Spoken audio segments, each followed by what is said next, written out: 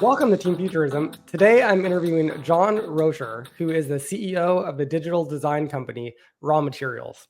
John, thanks for coming on the show. Thanks for having me, Peter. So today I do want to talk kind of broadly about some shifts in the digital landscape as AI becomes more prominent. But before we get there, tell me a little bit about your background and how you got into design and how you came about founding Raw Materials.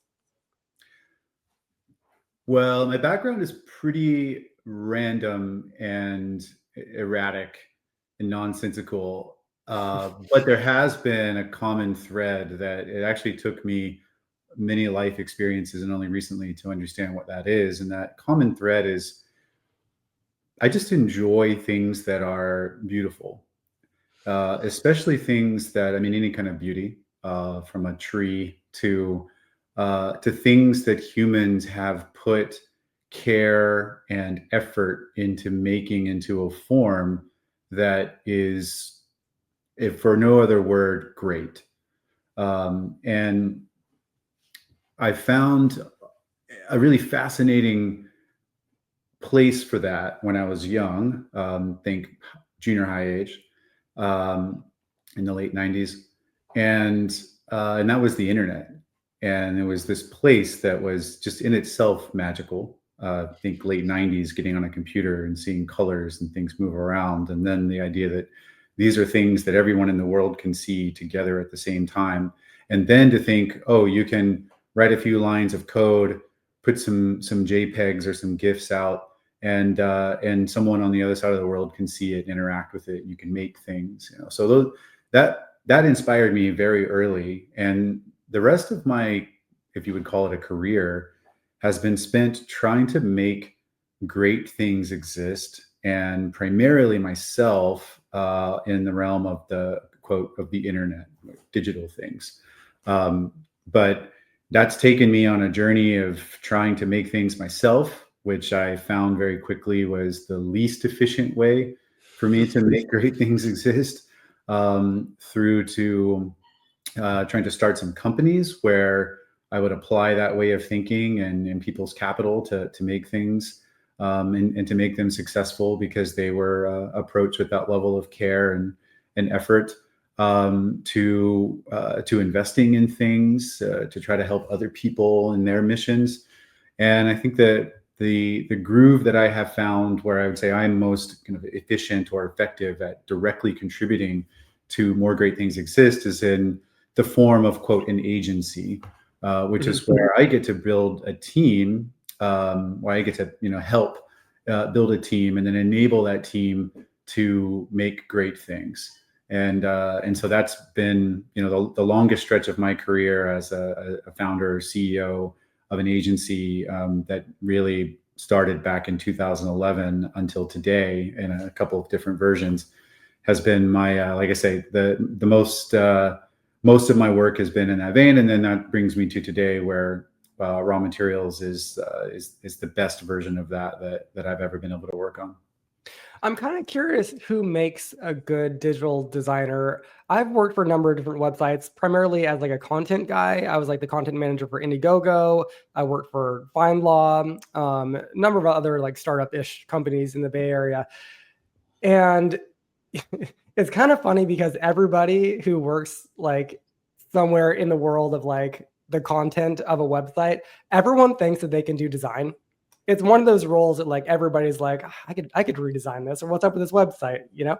And everyone has like strong opinions about this because we're nonstop on the internet, and like we all know like what websites we're drawn to, and what like is functional to us versus what's just like ugly. What actually makes like a good designer? Like how can you tell if someone, or what's the skills that are required to not just like dabble in this, but to make this a full-time profession? And how much like technical ability is required in pursuing this as a profession? Man, it's a big topic, a big question, because I think at a certain level, we have to concede or acknowledge that creativity is an inherent part of just being a human. When someone says I am more creative, I'm less creative, I think those are other things that are affecting what everyone has inside of them as creativity. And so that's at the top, at the highest level. I think everyone is a designer. But I think what makes a good designer, and I think in the context you're talking about, a good designer in practice or an application, are a few things that I think that need to kind of work together. I think one, just to get the elephant in the room acknowledged, is taste. And so there's a whole Yes. Okay. conversation. I'm glad you mentioned that because I agree. Yeah, there's a whole conversation about, well, what is taste and where does it come from and how do you find it? How do you make it? Whatever. There's another thing, which is care. And I think care is this kind of combination of like curiosity and a desire to build an awareness of the context and the implications of whatever you're doing as a designer, whatever you're making. If it's a pixel, if it's a button, if it's a page, if it's a whole brand, if it's a whole business, everything that we do, every decision that we make, or everything that we do is going to have consequences. And so you do them either by accident or you do them by design. Something that we say is like the opposite of by design is by accident. And so care is taste, it's care, and care is that kind of desire to get awareness, and then the amount of effort you put into something. And if you can arrive at what we say is, I like to say, an unnecessary level of effort and care put into something, you'll be on your way to creating something good or great. And I think that's kind of an unreasonable amount of effort put into something is kind of a way to measure or indicate a level of care. And then the last thing I think is in craft. And I think that the previous two, again, which was taste and care, I think really similar in that in craft is a desire to practice and to want to achieve something. So you have taste, and the taste is, I see those things out there, they are good, they are great, and I understand it a sense of why. It's an intuitive thing and an objective thing, and I want to put in the work to get there. It's like an athlete, athletes may hate to practice, but they love to hate to practice. And I think that's part of this is the passion to put that work in and apply that craft. And you combine those three things together and you're able to be a good designer. It sounds like a lot, but I think the more natural that is for you, the better chances you're going to be a great designer. So I was randomly reading an essay by Camille Paglia yesterday, of all things, and it was this essay about rock stars and like rock and roll, and this was written maybe in the 80s or 90s. And she was saying that the reason why rock and roll is at this point where it's no longer like a high art is that too many musicians are just following the trends, or they're just like doing whatever their manager tells them to, just to sell more tickets, right? And there aren't enough musicians who are like just going away and for like, years at a time, and then, until the point where like their guitar is part of their body, and they're not like obsessively consuming art in a way, or like reading philosophy and doing all the things to build up a character of a person who can actually create great art. Is there any sort of like that ethos in digital design? I mean, maybe just like one little note here. I think like having worked in Silicon Valley myself, a lot of people, again, like in the content side, a lot of people who are, today's like novelists are actually like they're bloggers, and they're working at Facebook writing like copy, right? But like at home they have like their novel or their screenplay that they're working on. So there are some like genuinely very highly creative people who work at just like boring, bland companies like Amazon, right, or eBay or something. You need very creative people there, and I think that this is true. The Paglia sentiment that I think that at some level, people do need to immerse themselves in creative worlds and in philosophy and religion and be like a super well-rounded person to create almost anything that's creative. Do you think that I'm over romanticizing that, or do you think that there's something there, and that having like a rich humanities background is useful in the world of digital design? Yeah, I think, Peter, you touched on several very important things in all of that. I think to establish that first, that creativity is what makes design design. I think what you're describing in some other situations is a pretty prevalent problem, I think, I think it is greatly experienced in digital design. I think you mentioned music. I think it's also in film, and pretty much any creative outlet suffers from just kind of the mass production of these things to the point where they become homogenous. And there's a formula that's discovered. There's a recipe that's discovered that is liked, and then everyone's just trying to replicate, scale, optimize that recipe, whether it be a song or a book or a film or a website or a brand. And so creativity, that is the opposite of creativity. And so then creativity is the antidote to that. It is the answer. And so design is inherently a creative process. And what has happened in all of these fields, and we'll just take digital design for example, is that creativity has been engineered, systematized out of it, which is the soul. So the soul has been taken out, and you describe these boring, monotonous jobs. Design, which is inherently a creative process, has become a boring, monotonous job in a lot, just at large. I mean, there are definitely pockets of greatness that still exist, because I don't think that we can ever fully beat it. I hope that humanity prevails, and I believe it is. And I think there's a kind of a coming renaissance. We can talk about that in a minute. But yes, I do think that. So first of all, yes, I do think that creativity, it is the core key ingredient. It's the answer. You take that out, and you wonder why the soup is bland, because creativity is the core key ingredient. The next thing is then to what you're talking about is how to do that. And I do think that immersing yourself in greatness in as many different ways and forms and flavors as you can is. We talked about taste earlier. I think that is how taste is stoked. I don't know that's where it comes from, but that's definitely how it's stoked and bloomed, is by consuming and experiencing things that are diverse and great.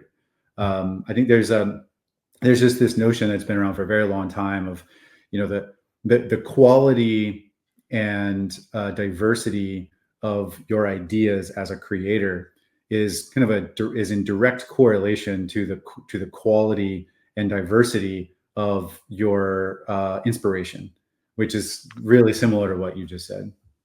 Yeah. Oh, yeah. I totally agree with that. That's great.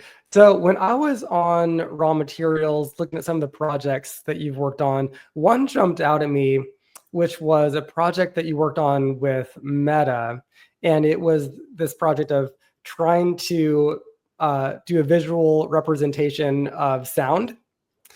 And so there's a couple of images on your site that show sound that's really like jumping off the page, like it's leaping towards you. It's like it really is like three-dimensional.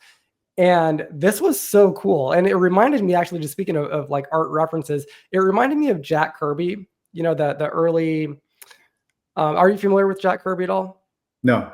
He was the guy, really fascinating character, actually, who was one of the first artists employed at Marvel Comics, like way, way, way back in the day with Stan Lee. And he developed this art style where comic book characters jumped off the page. And so they're not like these flat characters, but like there's a fist that takes over like half the page. And then like it's all, in relation to that. So it looks like a superhero is like jumping off the page, like towards you, the reader. And that's what this reminded me of. It really is this very super dynamic and engaging image. And tell me a little bit about how you created that and what it was like working with Meta in this process. Well, look, I mean, I think that's a good story, because the creation of any element like that is directly aimed at solving a problem. And so the creative process for us, I think, just a good creative and design process starts with understanding the problem to solve. Hmm. Because unless you're solving a problem, you're not really designing. You're just maybe creating something, and that's totally fine. But in this case, we had a problem to solve, and the main problem to solve for Meta was communicating the richness and the possibility, the texture, and the complexity of their research and development efforts into artificial intelligence. And communicating that to an audience that spanned employees, scientists, engineers, executives at other companies and universities, and a wide range of people trying to communicate this concept that it's invisible. It can make things, but AI, quote, is an invisible thing. It's just code, but we needed to communicate this thing in a bunch of different mediums, and we needed it to be, and finally we needed it to be ownable. We needed to be clearly meta AI. So it was a branding project. And so communicate that in a way that's authentically and clearly identifiably meta. So then when it came to sound, for example, we needed to communicate, we needed to kind of visualize sound, create a visual for sound, but that's not that okay, that's one thing, but that wasn't really the brief. The brief was communicate AI. And so we needed to create something that was organic. We tried to bring in these concepts of something that was organic, that wasn't deterministic, that had a life of its own, that could be different every time you looked at it, that filled up space of possibilities. And so that's where a lot of these visual concepts came from, was trying to communicate all of those different things within those principles and then wrap it together as a brand for Meta AI. So you mentioned AI. Maybe we can use that as our pivot to talk about this a little bit. So there is, kind of obviously a bit of a revolution happening in the world of AI, and it's just on the precipice of going to start impacting the way we interface with the web. And so I was walking through your Twitter right before this conversation to see what you're up to online. And I noticed that your most recent retweet was from Aaron Levy, who's, I think, the founder of Box. Yeah. And he tweeted, designing software for a world of managing the work of AI agents is going to be totally different than anything we're used to. We're moving from a world of humans using software to get work done to a world where humans deploy AI agents to do more and more of that work. As a result of this massive shift in software, the question isn't just about what AI agents do in the software, but now what will humans do in it? This is such a fascinating new, frontier in the internet. And I think it was just this week that Google announced that for Gemini, they're going to have, I don't think it's available yet, but they're going to have these agents that will do things for you. Like if you want to book a vacation or book a hotel someplace, you'll just say, hey, Gemini, this weekend, book me a hotel in Palm Springs, and it'll just like do it for you or give you the options, and you'll like select one. No other work that you do, but like that means that this AI agent is doing all the web browsing for you, and then it's like making selections for you. And so like you're bypassing a lot of what we think of as the web, because it's just an AI agent engaging with the software. How is this going to change your world and what your design firm gets up to? And I don't know exactly even what to ask here, because it is such a new world that none of us have really experienced yet. But what are your thoughts about this? So again, great question, because there's so much in there. I think if I were to jump right to, well, not the end, but a clear moment where we can all say, okay, to your point, what are we making anymore if we're not making, quote, the web? And I think if you fast forward far enough, you're making things that are physical in the real world. That you're not so tied up making two-dimensional interfaces where you very manually input output via a keyboard and a mouse. And I think so much more attention is going to be put into creating things that exist with us in the real world. But that's pretty far ahead. I think you can start to see the far ahead thinkers like Sam Altman and Jony Ive partnering to build things in that realm. So that kind of physical world type stuff. But I think there's a whole middle part that we're going to experience for a while, which is going to be the messy middle of Google, Microsoft, everyone else doing their best to create this, what Microsoft, they're not the only ones, but they got on stage last week or this week and talked about it, called the agentic web, which is a lot of what you're describing, where there's just kind of agents going around doing things for you. And you need a place, which is what Aaron Levy is talking about, where you need a place to dispatch and manage these agents.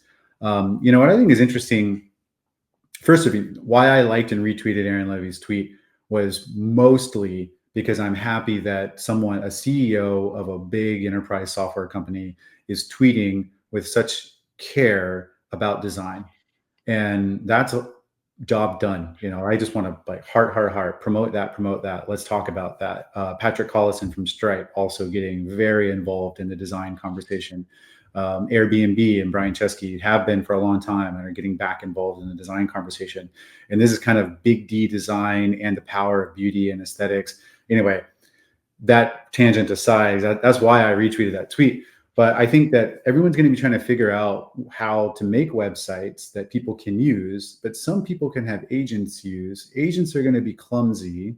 So people are going to need to interface where they can manage and dispatch agents. The visionaries are going to be, promoting this future where all of that's clean and seamless. And Microsoft's going to have their Gemini, and it's going to be in the browser. And Aaron Levy with Box thinks there's going to be a very simple interface. I think it's going to be very messy. And so there's a lot of opportunity for design to try to help us through this kind of messy middle moment. And then a lot of opportunity for design at the Jony Ive and Sam Altman level to really think about what that future is and try to usher us into that future, even from a technology perspective. Yeah, the way that you said messy there, that's actually what I picture too as the very first thing. I picture a lot of people screaming at their devices and their AI agents, like, what is the matter with you? You just booked this on my behalf? Like, you're crazy? Or yeah, I don't know. I see like chaos could ensue. Yeah. Maybe not though. Like we'll see the brave new future that we're heading into. Yeah. But do you think that we're gonna be moving away from screen-based interfaces? Are, if we had this conversation 5 years from now, would we be talking about designing in the world of VR, so that or AR, maybe more likely, where you're walking down the road and a little icon pops up and someone designed that icon or whatever, like, because you're wearing glasses and maybe you're interfacing with like digital objects while you're in the real world, very like Black Mirror style. Do you think that that's the future here, or are we going to be tied to screens for the foreseeable future? I think when I talk about the messy middle, I think we're going to be in the messy middle for the foreseeable future. What is most likely going to be a cumbersome mix of both. And, when you're talking about screens and let's just say that we got to find a form factor that works. And before we have brain implants and optic implants, which let's hope that that's way down the road. Before that, there's going to need to be a device on your head. So it's just going to be glasses, right? But there's so many different problems with that. Like we have evolved as a society, not as a species so much, but as a society, to know how to whip the phone out, tip, tap, scroll, type, maybe speak. But there's these things, speech, AR overlays, these kinds of things for a long time are going to be slower and more cumbersome to use than screens. And so they're going to coexist, and it's going to be awkward. And I think it's going to be technology leaps that have to make such a step change where it is awkward to be using a screen versus talking or thinking or looking around with your eyeballs. And I think when we make that leap, we'll be able to get out of the messy middle, get rid of the screens, because then it will feel annoying.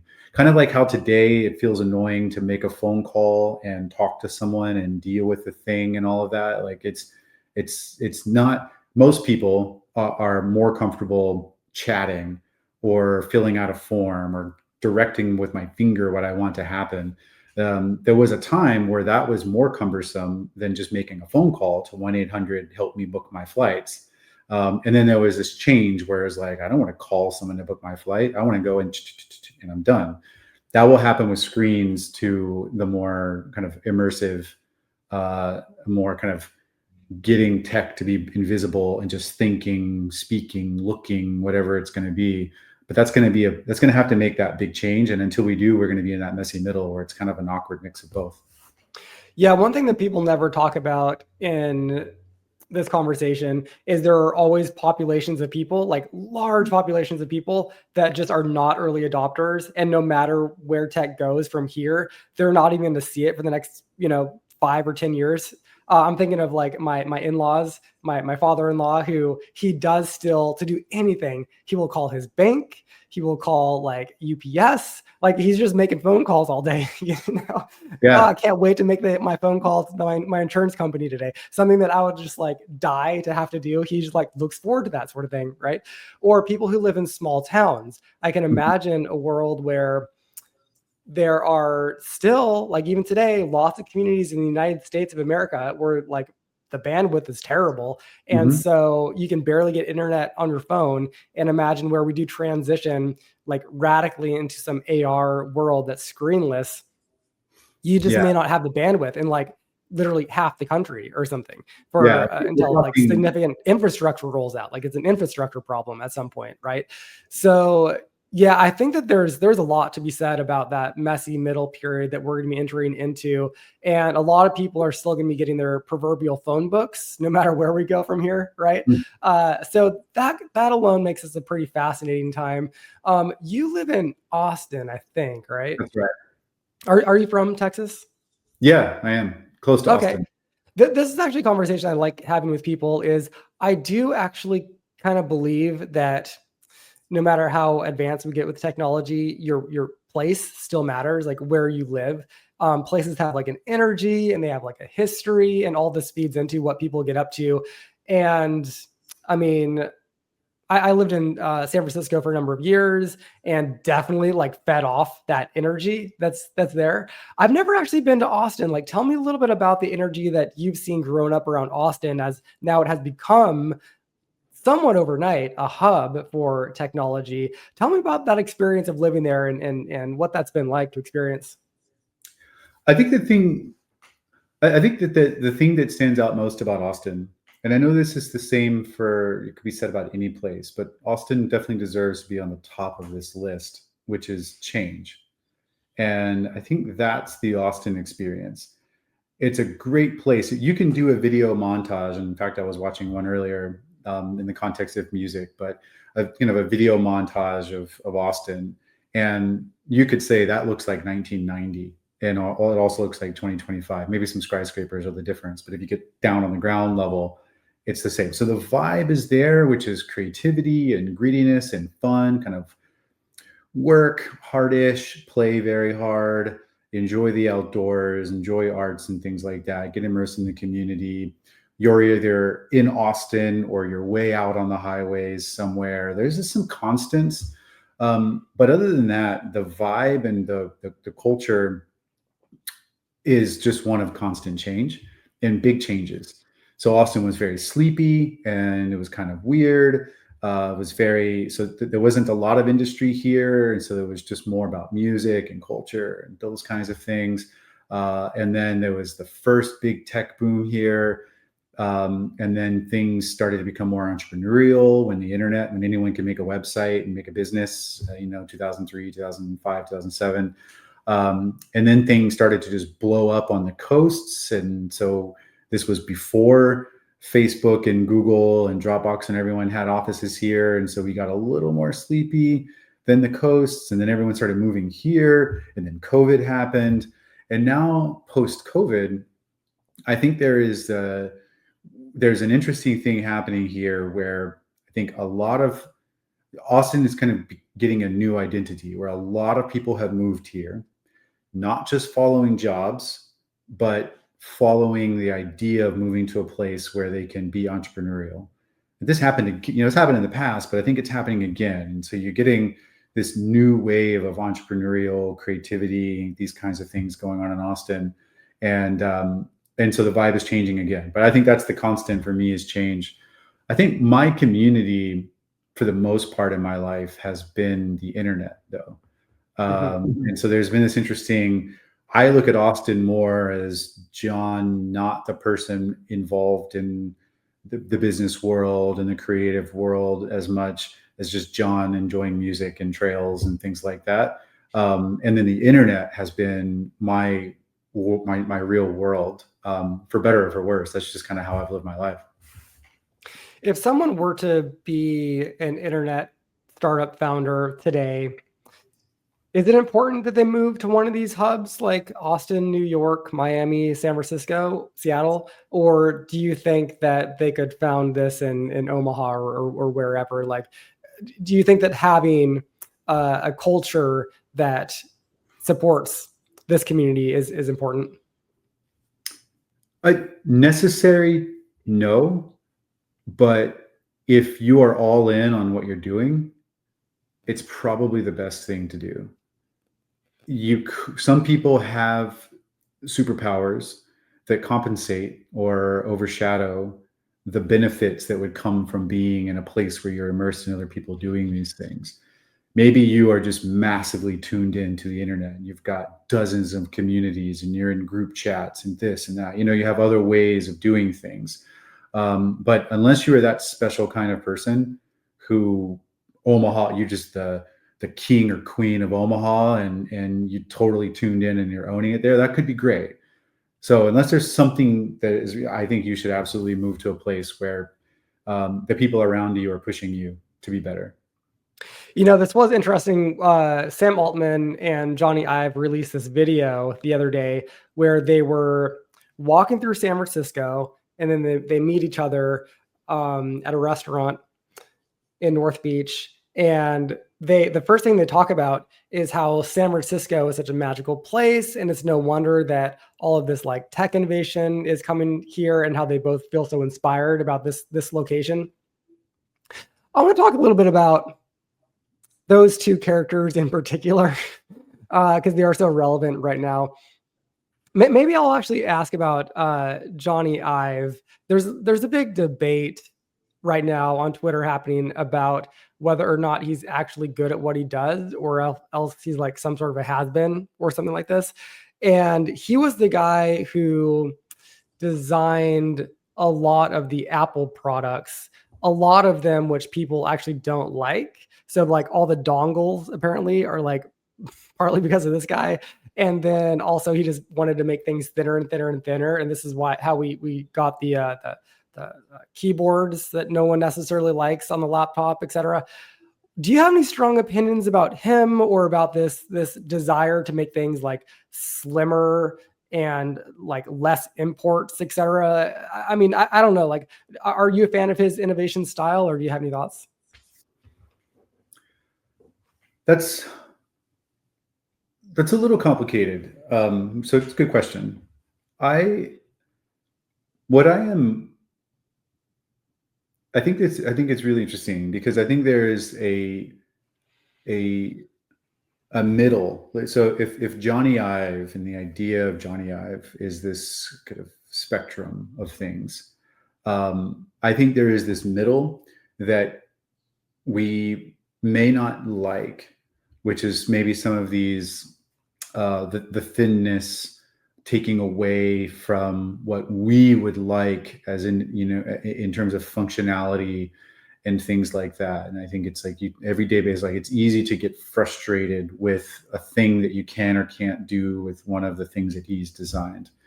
And I think that's fair. I think there is on another end of the spectrum, there is his philosophy, what he says, and therefore what he kind of stands for as an identity and a persona. And then on the other end, there is the way the world is today because he existed and was enabled and empowered by Steve Jobs. And I think if we take the things on the end, I'm I'm emotionally and passionately in love with those things.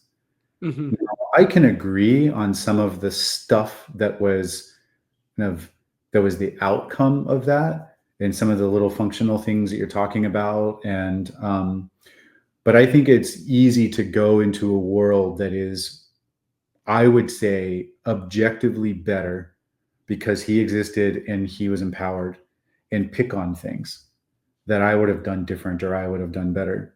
And that's okay. That's fair. That's beautiful. I think that's awesome. There might be a work of art out there that everyone in the world agrees is just objectively perfect. The armchair artists could not do any better. But I don't think that's art that anyone really loves. I think the art people love and the world people love and the humans people love have flaws, and those flaws are what make them beautiful, and those flaws Interesting. are the things that we fall in love with, and that's my stand on that. I'd love to talk about parts of that philosophy that I think are great and all that, but I mean, as an answer to your question, it's a little bit of a complicated answer, but I tried to simplify it.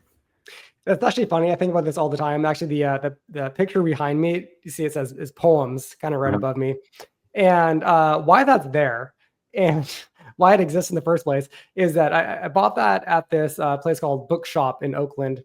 That's Mm. this super cool shop that is actually like funded by like Kate Spade's ex-husband or something. It's got some weird history to it, but in any case, that's a print from a random poetry book, and poems is not centered correctly, and no one knows if that's a mistake or because everything about the book is so like well designed, but then like there's this like very blatant like it's not centered correctly. So like it is like it strikes you as a mistake, but then that's what makes it interesting. Yeah. So I think about this all the time. Like it's constantly on my mind because this is just like hanging here. Okay, cool. So in terms of this tech that Jony Ive might be developing next with Sam Altman, they both are on the same page that it's not going to be screen based. And so this is another like Twitter debate right now is whether it's going to be auditory or visual.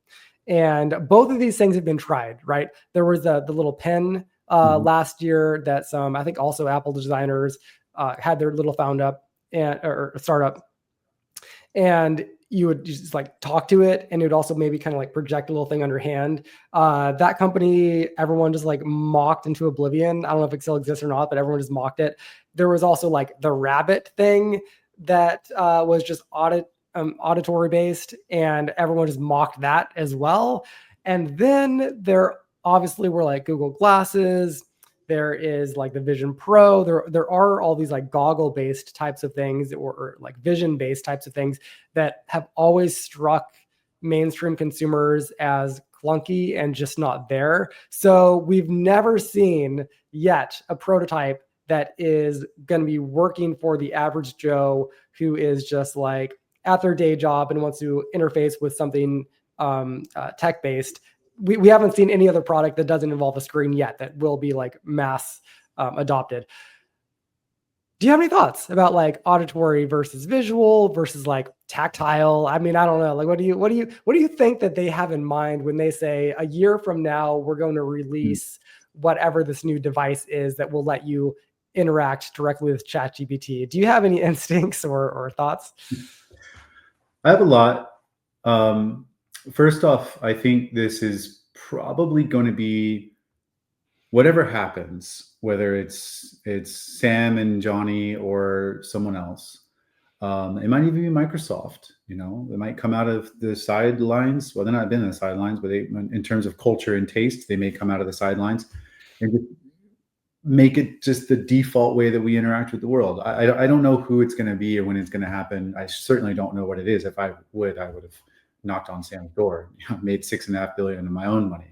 But whatever it is going to be extremely hard because this, like I said, was beginning.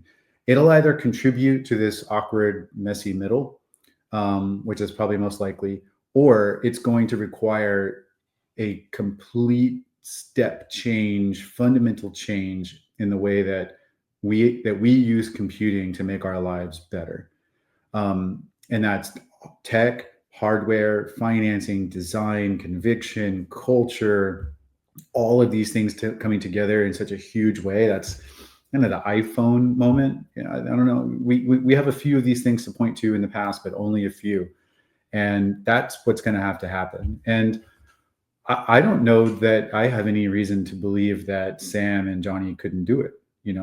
I mean, if I was putting my money on a team, why not pick that team? I mean, shoot, it's the Chiefs. Like, if they did it, they do it again. And so then on the specifics, I was talking before, I think that there's an approach that could be taken that tries to not compete with how we already interact with the world and with how we already interact with computing, but instead become an addition. And that's kind of how the iPhone was in the beginning. There wasn't a huge outcry for the capabilities of the iPhone. You could live your life without it for a while. It just made it better. And I think that's probably a good way to look as a futurist, kind of as an innovation person. And then finally, I think that there's a really good bet to be placed on just taste and could we analyze and pick it apart logically and say, oh, it takes 4 steps to do this with a screen and 7 steps in 7 seconds versus 1 to do it with this device that they put around our necks or whatever, and be like, that's not easy, or that sucks.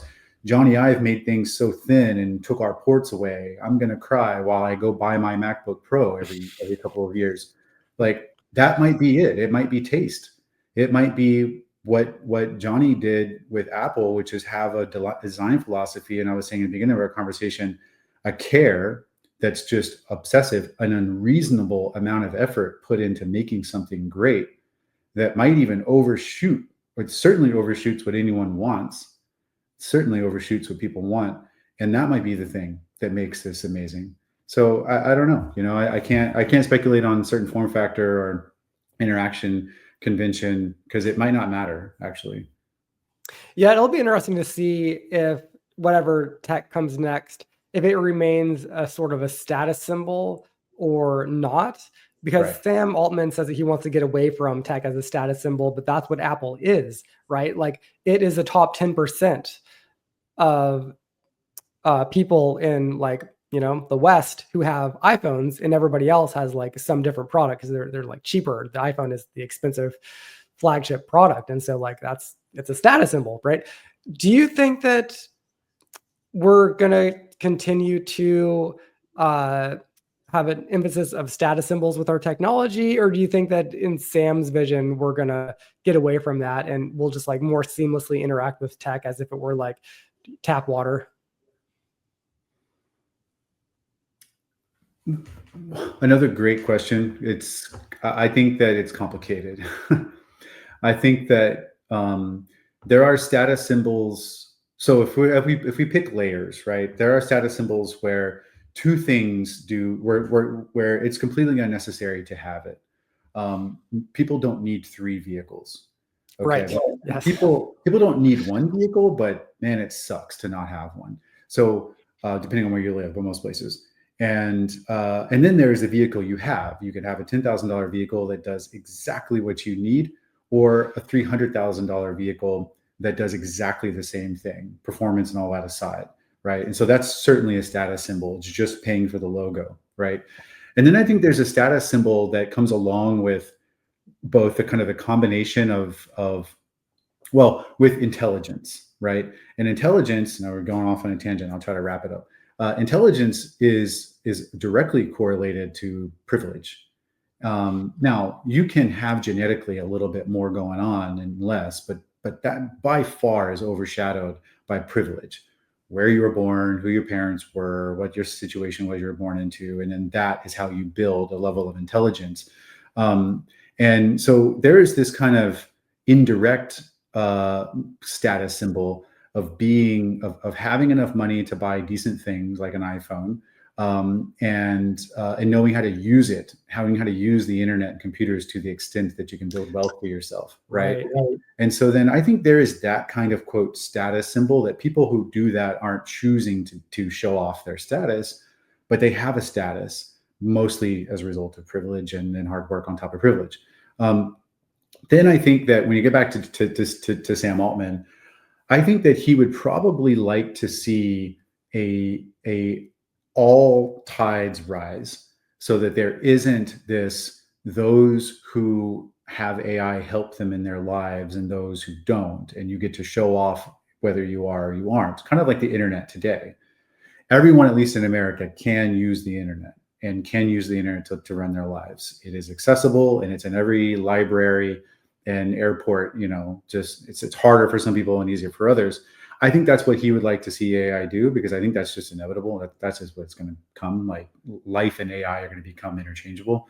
And then I think there might be devices and ways to tap into that are more and less expensive, that depending on how much you can pay, give you that additional benefit level of status. And then some that give you that, like, name brand, I have an iPhone, you have an Android, I'm a bit more status. And that's kind of nonsense. It's just superficial. So as I kind of look through that stack, I think that Sam probably knows that and wants to be the one who helps make the tide rise for everyone. In that case, it won't be a status symbol. Yeah, that is so interesting. I guess in a way, if all tech were to become egalitarian, that would be a massive revolution. That would be maybe the biggest revolution we've seen yet in terms of like the tech space. To wrap up, tell me a little bit about what you're up to next and what's on the horizon for raw materials. Well, I mean, we're just doing our thing, Our mission at Raw Materials is to see more great things exist in the world. And back to Jony Ive, I think that is very close to his philosophy and an understanding of that, and just a passion to see great things exist. And so right now, through a myriad of ways, we're working with companies. We're making some things ourselves that we'll put out into the world soon. But we're working with companies, with clients to build things, whether it be brand, digital products, physical products, and industrial design. We're continuing to work with our clients at Peacock to help bring entertainment and content into the homes of everyone. We're working with companies that are working on rebuilding United States-based manufacturing and supply chain and logistics. We're helping things get into space. These are fun and exciting places to be working in these frontiers. But at the end of the day, we just want to see design be a creative endeavor and help make great things exist in the world. I love it. All right. Well, thanks for coming on the show, John. That was a lot of fun. Yeah, likewise. Thank you, Peter.